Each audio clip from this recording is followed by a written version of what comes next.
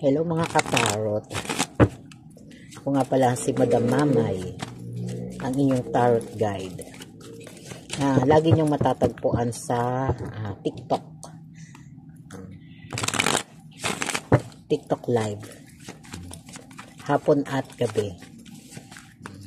Okay. Kanino na naman tong energy na to, ha? Ito yung mga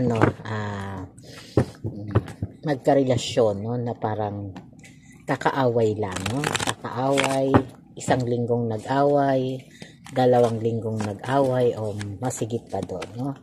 Ito yung mga energy na to, ha?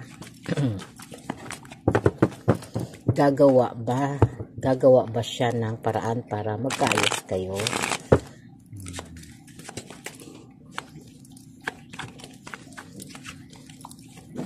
Nag-away at nagkatampuhan sa mga maliliit na bagay. At ngayon, ilang araw na o linggo, di nag-uusap. Di naman talaga issue yun. Pinag-awayan ninyo. Pero grabe epekto at napapatanong ka na lang kung gagawa ba siya ng paraan para magkabatid kayo. Ito na, ha, parang ang bigat ng energy na to, no? Alam kong hinihintay mo to kanina pa. Sige, ito na po, ha. Ito na po yung card, no?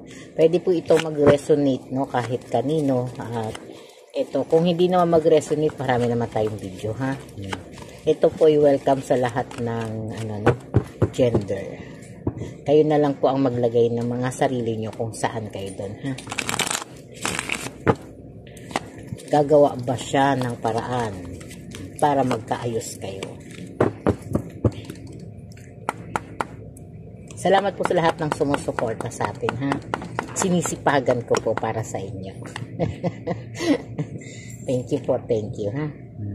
Four of Swords saka the Lovers.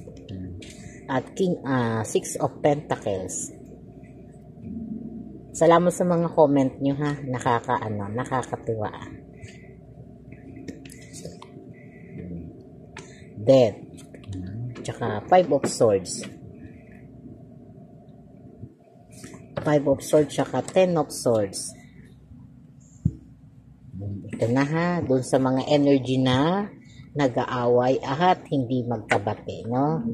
Ito yung mga energy na nakakatuwa kasi ang sweet nyo, tapos nagkaroon kayo ng mga hindi inaasahang pagtatalo, ha? Na yung pagtatalo na yun ay magiging dahilan para magkaroon kayo ng space sa isa't isa, no? Na dito nararanasan mo, ha, yung